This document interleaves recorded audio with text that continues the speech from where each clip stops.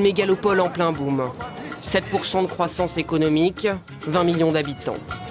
Chaque année, l'équivalent de la population de Boston vient se greffer à la ville. Lagos, capitale économique du Nigeria, attire des travailleurs de l'ensemble du pays et de la sous-région. Ces infrastructures sont devenues largement insuffisantes, dépassées par la croissance démographique. L'Afrique est le continent dont la population grandit le plus vite. Le Nigeria, qui compte actuellement 150 millions d'habitants, devrait, selon l'ONU, atteindre les 400 millions dans seulement 40 ans. Un véritable défi, notamment en termes d'emploi. Ce n'est pas que Lagos, je pense que c'est tout le Nigeria. Vous avez énormément de jeunes qui sortent d'école et n'ont pas d'emploi. Et Lagos devient leur principal pôle d'attraction, là où ils espèrent trouver du travail. Nous essayons d'encourager les investisseurs à venir au Nigeria, à y établir des industries, des activités commerciales pour créer des emplois. Embouteillage, démographie galopante et 10 000 tonnes de déchets à traiter par jour. La capitale économique du Nigeria souffre de tous les maux d'une mégapole. Un défi écologique de taille pour la municipalité qui a lancé plusieurs projets. Recyclage, transport public, circulation contrôlée, nettoyage des rues. Des initiatives qui se mettent en place avec l'aide de la jeunesse. Lagos est si grande et si agitée qu'on peut s'attendre à ce qu'elle soit très sale. Mais nous avons vraiment besoin de garder la ville propre. Le nord-est du Nigeria, frappé par le groupe islamiste Boko Haram, est aussi gravement touché par le changement climatique.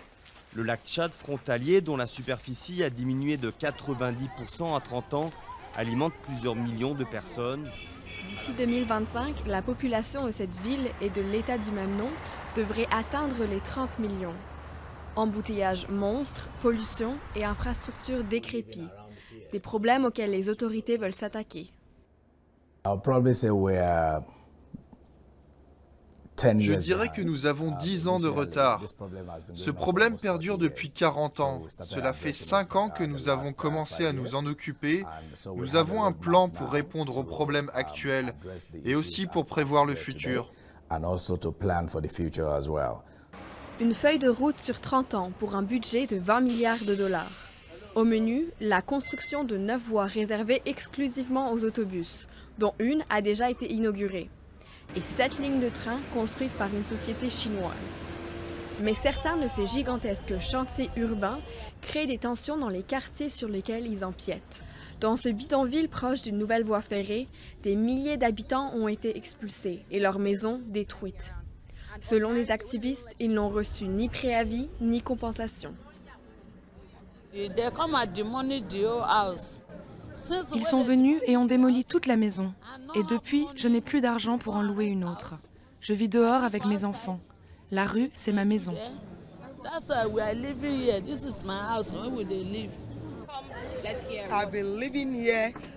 J'ai toujours vécu ici. C'était la maison que je connaissais, la maison que je n'échangerai pas avec un autre trésor. C'est ma maison et ma maison, c'est mon chez-moi.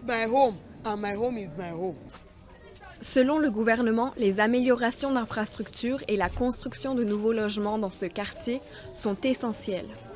Mais beaucoup ici craignent que les plus démunis ne bénéficieront pas de ces changements. Ils expulsent les pauvres et reconstruisent pour des riches ou pour embellir l'image de Lagos. Mais ils ne voient pas que si on les expulse de leur quartier, ils vont aller en chercher un autre où ils peuvent vivre. On ne peut pas faire ça à des enfants, à des femmes, à des personnes âgées et à tout le monde qui vit dans cette communauté. Beaucoup soutiennent l'idée qu'il faut moderniser Lagos, poumon économique de l'Afrique. Les autorités assurent que tous les expulsés seront relogés. Mais en attendant, la pilule est dure à avaler pour des milliers d'habitants. Les experts, il faudrait enrayer la corruption, un mal qui freine le développement du pays depuis des décennies.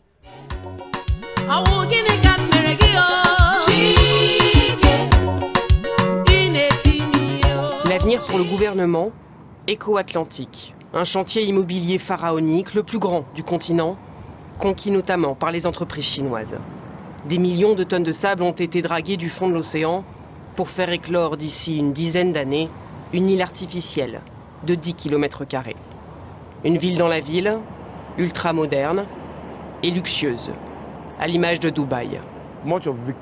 Certains quartiers comme Victoria Island et Ikoyi étaient au départ des zones résidentielles. Mais peu à peu, les entreprises s'y sont implantées. Vous aviez donc au même endroit des habitations et des gens qui travaillent. Or, ces quartiers n'étaient pas prévus pour devenir des centres d'affaires. À Eco-Atlantic, tous les services financiers seront regroupés. À côté, bien sûr, vous aurez des habitations, mais aussi des centres commerciaux, etc., etc. Une ville dans la ville, mais une ville bâtie sur l'océan. Le projet d'Eco-Atlantic est le plus grand chantier immobilier d'Afrique.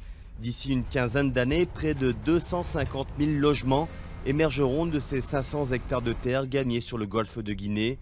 Mais avec la montée du niveau mondial des océans, la crédibilité du projet inquiète. Ici, on est presque en dessous du niveau de la mer. Le point le plus élevé à Lagos est environ à 20 mètres au-dessus du niveau de l'eau. Donc c'est très dangereux de construire une ville sur la mer. Il y a aussi des conséquences sur les courants de l'océan Atlantique, sur le mouvement de l'eau, de l'hydrologie, mais aussi à l'intérieur du lagon et des criques de Lagos.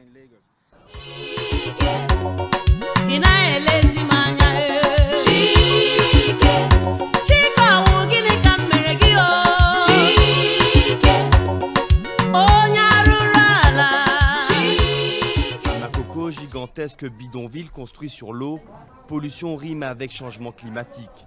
Les communautés de pêcheurs souffrent de la disparition des poissons et des inondations intempestives. Avant, l'harmattan arrivait à un moment précis et on avait une bonne pêche. Mais maintenant, l'harmattan est imprévisible, les saisons sont en retard et elles arrivent d'un coup avec des tempêtes. Les eaux sont polluées et la pêche est mauvaise. On pêchait vraiment beaucoup de poissons, mais maintenant ça a changé. On ne pêche plus comme avant et c'est même difficile pour nous de nous nourrir.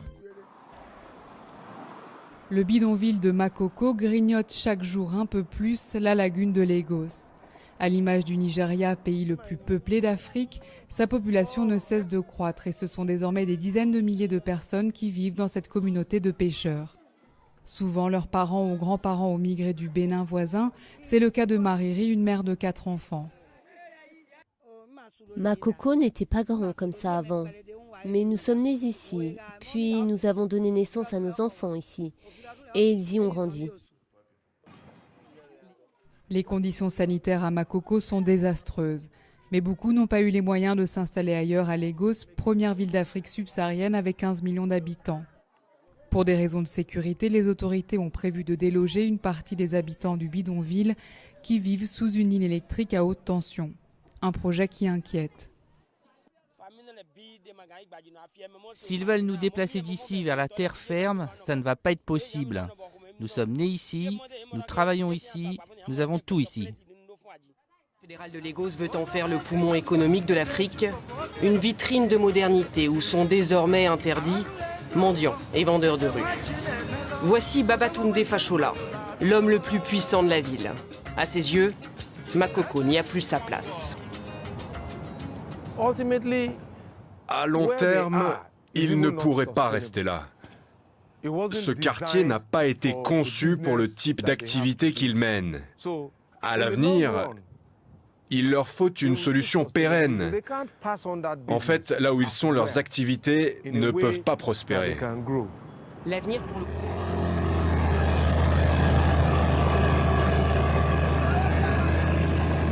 le... L'heure des premiers retours de la pêche.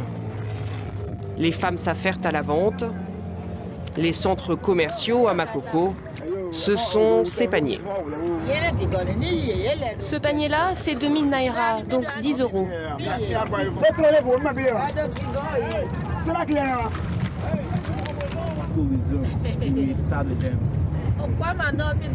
Il y a des jours, la pêche est très bonne. Quand on vend au marché, ça rapporte beaucoup.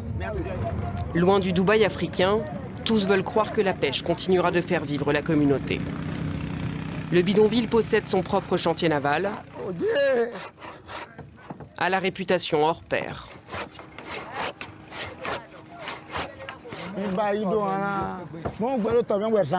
On n'a pas que des clients de Makoko, beaucoup viennent du Bénin, mais aussi d'autres provinces du Nigeria. Les gens nous connaissent, ils apprécient notre savoir-faire. Premier prix pour un bateau, environ 200 €.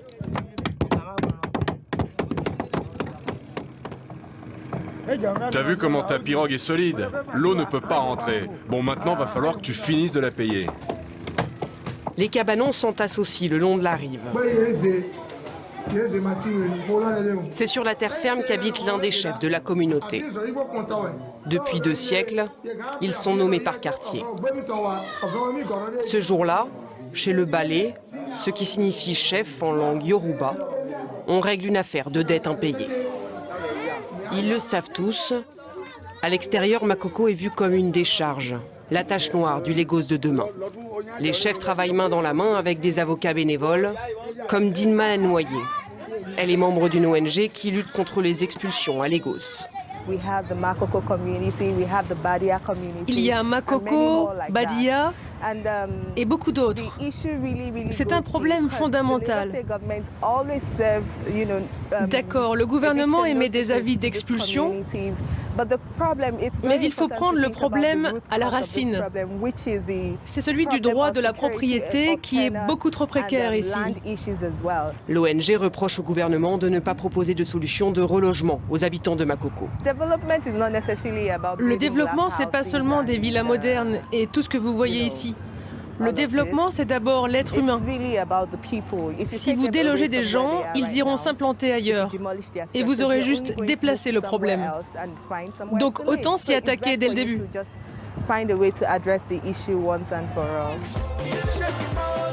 L'eau n'est pas potable et le courant électrique très capricieux. Makoko est un bidonville.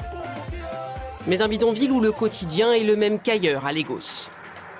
Il y a certains qui sont de Chelsea, d'autres qui sont de Manchester, d'autres qui sont d'Arsenal, PSG ou bien Marseille, ainsi de suite. Les francophones du Bénin sont implantés depuis toujours. Ils y tiennent des commerces de choix. À Makoko, la nationalité n'a pas d'importance. Tous se comprennent en Egun, la langue de l'ethnie majoritaire de la communauté. Il peut nous détruire et nous, on va se débarrasser ou nous, on ne quittera jamais. L'année dernière, au mois de juillet, les autorités ont commencé les destructions. Selon l'organisation CERAC, 30 000 cahutes ont été détruites. Les coups de machette ont duré une semaine et se sont arrêtés après la mort d'un habitant. C'est là qu'ils ont tiré sur Timothée, juste là. Si